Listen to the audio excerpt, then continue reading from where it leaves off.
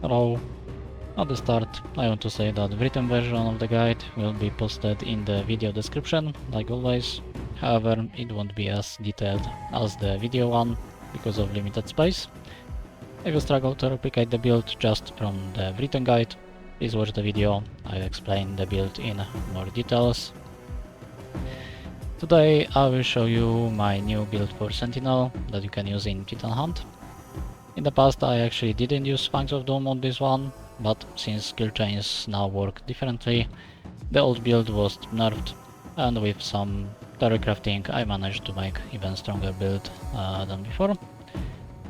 This time instead going with bleed and shrapnel bomb, because we focus on slow and Frozen Salvo, but since both of those skills are stack skills, the build overall work very similar. This build focuses on late game damage, so I recommend using it in the base Titan Hunt level, maybe Sigil +1. Anything above that just makes enemies more tanky, while not giving us extra reward.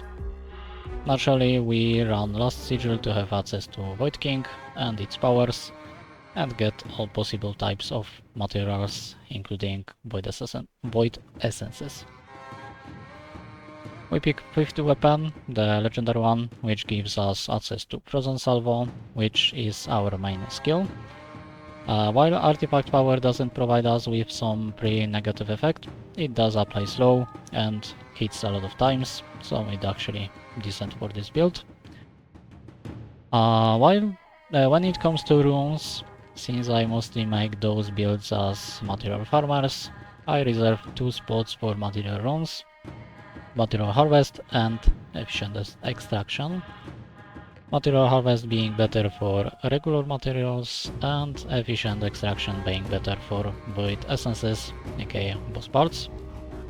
If you care about prestige levels, you can take Art's Training over one of the materials runes. And third minor rune we take is Endless Refill, which provides us with extra rerolls and locks every cycle. If you don't care about farming materials and you just play regularly, you can replace one of the materials runes with reroll mastery to have even more rerolls, which definitely will increase your DPS a little. I cannot think of any skill that could replace the ones we pick and make the build stronger, so skill mastery won't really work in here.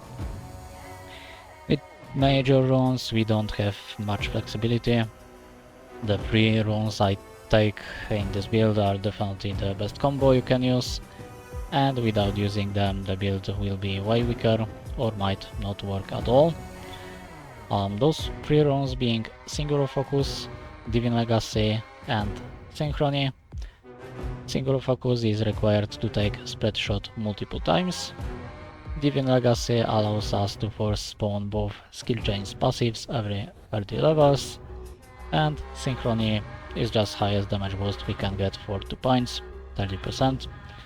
Synchrony is only rune that can be replaced to something else without affecting the power of the build that much. Even though we use Divine Legacy in this build, we won't need to keep rerolls for it later on, because we banish every user's legendary passive, leaving only those that we want to take. Make sure to take both Projectile to Ice and Projectile to Shadow skill chains every time, and Damage to Physical if possible. Early on, when you still have different skills temporarily, lock one of the skill chains and reroll. Do that until you are offered both skill chains. Once you have all correct skills, you won't need to reroll at all. For the skills, like I already mentioned, we utilize Singular Focus rune to be able to pick same skill multiple times. We don't need to snapshot any skill early on, so we just focus on our proper skills. We take Spreah Shot 4 times in total. Not only it's great skill to trigger skill chains thanks to very low base cooldown, on top of that it can also hit 10 times and it applies Dazed, which saves us 1 Titan passive. Keep in mind that skill has very low range, so when you want to use it as an additional stack generator and hit target with all 10 arrows, you will need to stay pretty close. Fifth skill we take is Dead Vortex, which will be our main slow stack generator. It will hit 16 times in total, so similar to most stack generators. However, what makes it so good is that it has Shadow Tag, which pairs very well with one of Titan power we will focus on. And our last skill is Frozen Salvo, which is our main damage dealer, and we start with the skill. It is stack skill that deals extra damage based on amount of slow stacks on a target. On top of that, it also hits 6 times, so with its relatively low cooldown, not only it will have very good DPS, it also can provide decent amount of slow stacks as well. Since we also use Divine Legacy rune, early on the strategy is to take only projectile skills, using rerolls if there are none available, and take one shadow skill. Before level 30 we want to have at least one shadow skill, Frozen Salvo, which we start with, and 4 projectile skills. Of course, if you find Shadow Vortex, while not Shadow Vortex, the Dead Vortex, while already having a different shadow skill, take it even if it means having 2 shadow skills for some time. Reducing amount of types just makes getting chains and makes getting chains from Divine Legacy easier. For skills passives, talk about each of the skills separate, since it's much easier to explain this way. So for Spreah Shot, we only care about attack speed. Our goal is to reduce cooldown of every copy of it to lowest possible, which is 0.15 second. Try to take it as often as possible, the attack speed passives. Damage for it is completely useless, because Frozen Salvo does all of the damage. This also means we ignore damage to projectile skills, and area of effect to projectile skills. Group passives. Multicast is banished to reduce amount of legendary passives available. However, multicast to projectile skills, group passive, can be taken when there is nothing better available. For Dead Vortex, we don't care about any passives. Just like with Spreah Shot, damage for it is completely useless. Its area of effect will start small. However, later on we get almost 1000% extra area of effect from Titan power, so we don't need to worry about it either. And multicast for it, just like with Spreah Shot, is banished. And for Frozen Salvo, we only care about damage passives, since damage to Frozen Salvo gives much higher bonus than the regular damage passives. We try to take it as often as possible. Similar to Dead Vortex, it will start with relatively low area of effect, but once again we don't need to worry about it because of the Titan power. And just like with other skills, multicast for it is banished. Also keep in mind that there are also some group passives that work on Frozen Salvo as well, because it shares stacks with our other skills, so we want to take those as well. Those passives are damage to area skills, and damage to frontal skills, and of course damage to physical skills.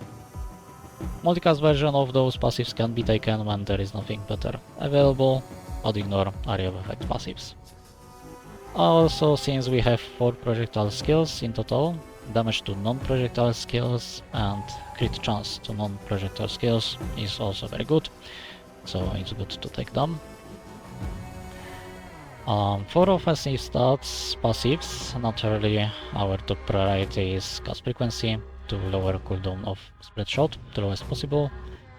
Right after it, the priority takes crit chance because it's bigger DPS boost. After that we take crit damage and regular damage at the end. Both area of effect and multicast is banished, or bar banished. As mentioned earlier, we will get a lot of area effect from Titan power, so we don't need more.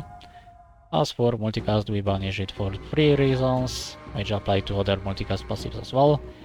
To reduce amount of legendary passives available, because skills triggered by skill chains cannot multicast, and we also get plenty of multicast from one of the Titan powers we take. For defensive stats, since Sentinel has extra dash for free, and another one from Panther, even with low movement speed it's quite easy to dodge attacks, so it's not a priority. just take enough to not feel slow and to offset Leviathan penalty. When it comes to HP, it depends on your gameplay style. Personally, I almost never get hit, and if I do, it's usually deeper in, where I would get one shot even with a lot of HP. That's why I only take HP when there is nothing better available, and that should be enough to tank some ground damage if I happen to get hit by that. But if you prefer to be more tanky, you can pick it more often. Armor and block are banished, because later on enemies penetrate 90% of our defense. Since magnet or XP passives don't work on the XP we got in the past, the earlier we take them, the better their effect in the long term. Which means we want to prioritize them early on, and once we reach around 100 extra XP, we start to take them only when there is nothing better available. Like I already mentioned earlier, skill chains are one of most important things in this build, and that's also why we use Divine Legacy Rune to force spawn legendary skills chains every 30 levels.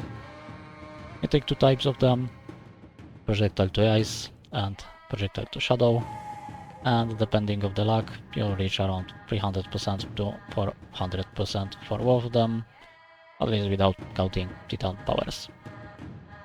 When it comes to negative effects, we obviously focus on slow, but we also use various other ones for different effects, or more like we have access to various of them and we use some of them. Our top priority is slow on hit and slow on crit, which allows us to apply more slow stacks the more levels of the passive we have. Try to take it pretty much every time you see it. Even white tier of slow on hit can be better than most other passives that just provide rough stats. After we find slow to disarray synergy, we will start being offered disarray passives as well.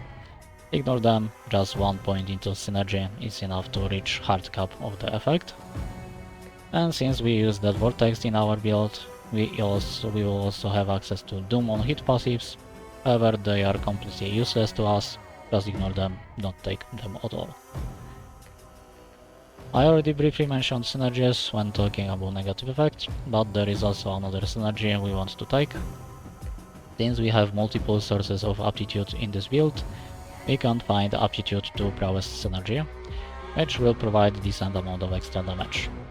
Try to take it every time you see it, which most likely won't be often. Each point of the synergy provides around 200 extra stacks, so even after we already are able to reach soft cap of 800 stacks, those 200 stacks will most likely be better than, let's say, 15% extra damage from regular blue tier damage passive. Sentinel Ascension is actually pretty strong, and we can trigger it relatively fast when fighting Titans. We don't rely on its cast frequency bonus for our build, but extra crit damage is still nice. All three types of passives for it are good, so take them when available. So I already mentioned few banishes during this guide, and now I will also list the remaining ones. First, let me remind you of what we already banished. We banish multicast of all of our skills, but we also banish any other source of multicast that is available as legendary passive. This means multicast to Spreah Shot, multicast to Vortex, and multicast to Frozen Salvo, so all three of our skills. On top of that, we also banish regular multicast, multicast to physical skills, and multicast to non-projectile skills. So that's all 6 legendary versions of multicast available. On top of that, we banish 3 useless passives that have 3 different rarities, so 9 passives removed in total, those being Area of Effect, Armor and Block. I already explained why we banish those. And our last banish is used on Area of Effect to physical skills. This leaves us with exactly 3 legendary passives available, both of the skill chains and damage to physical skills. Of course, once you have the correct skills, before that you will also find multicast 2 skills will replace.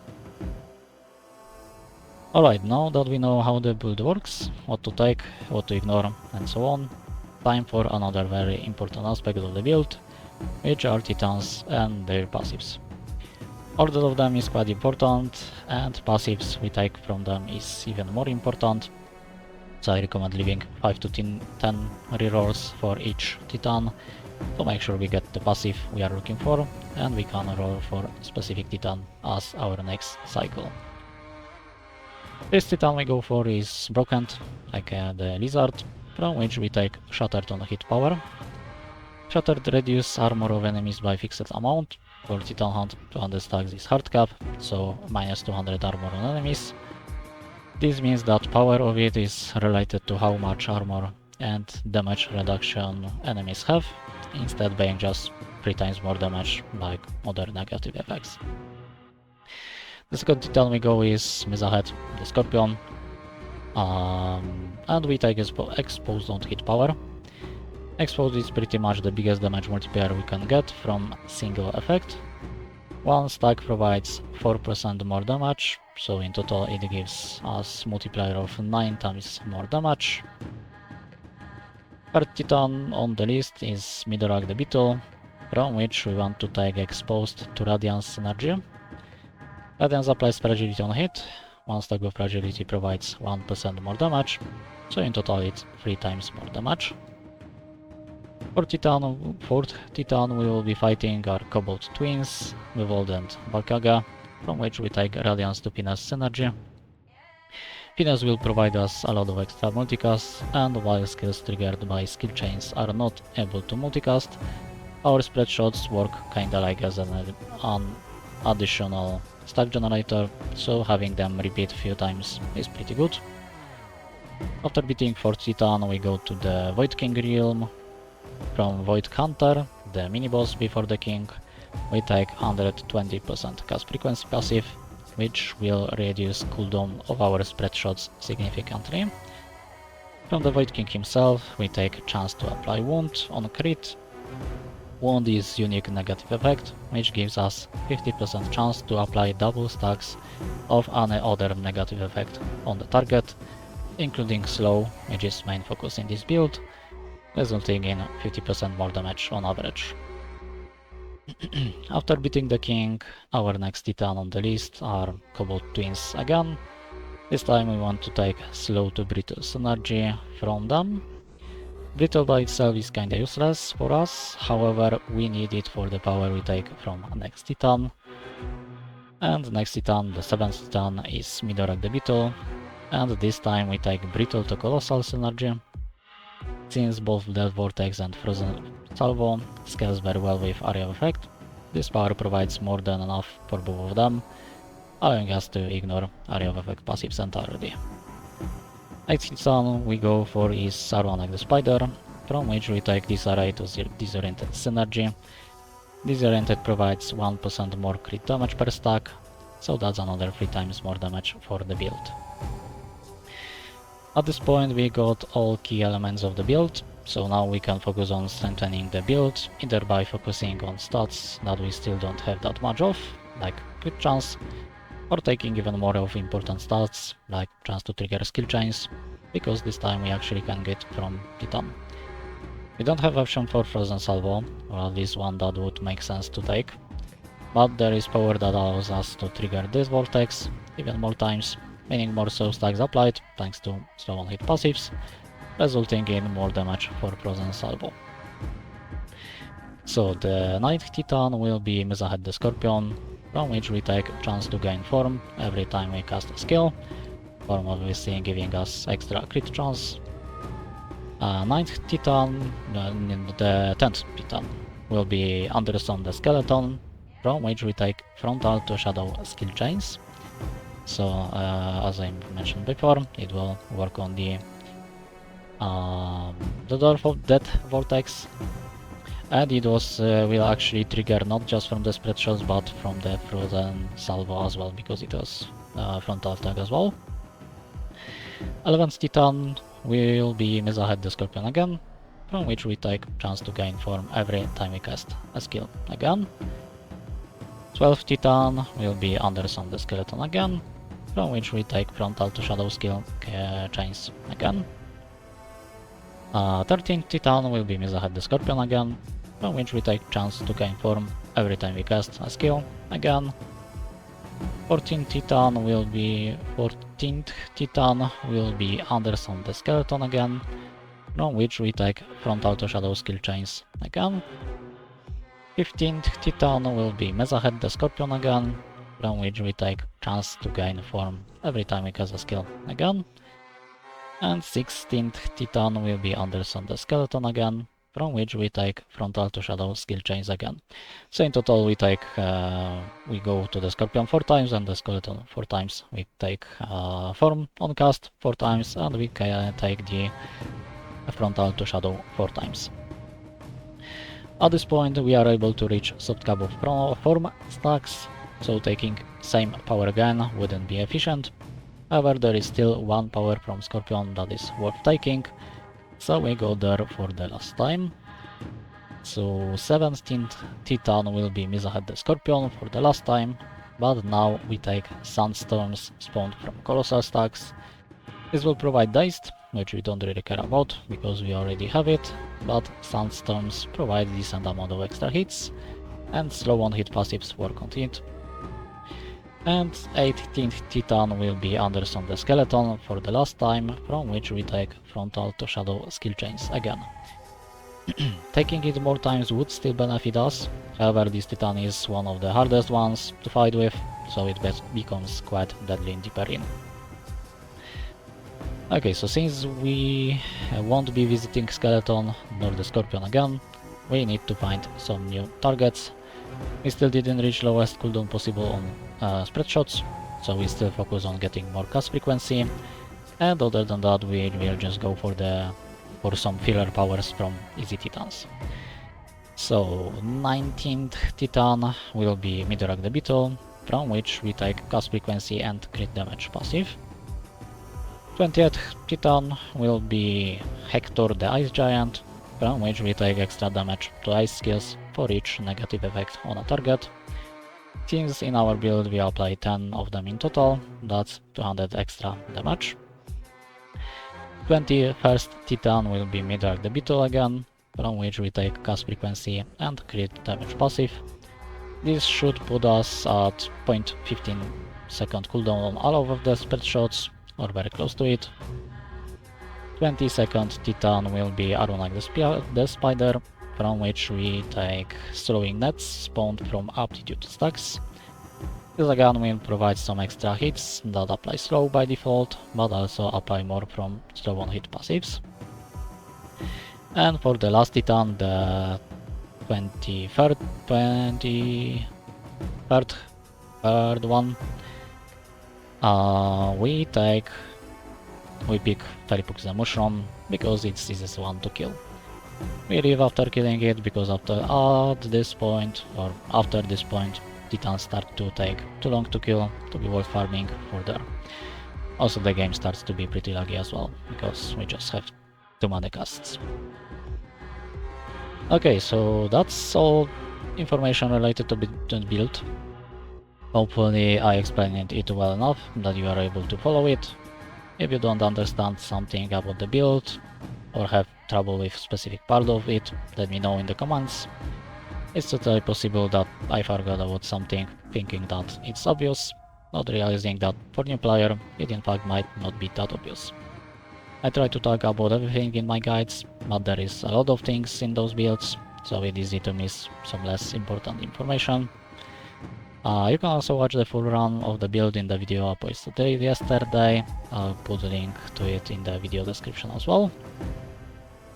I hope that this build will help you with farming, or maybe you'll learn something that will help you in creating your own builds. Thank you for watching, I see you in the next one, have a good day, bye bye.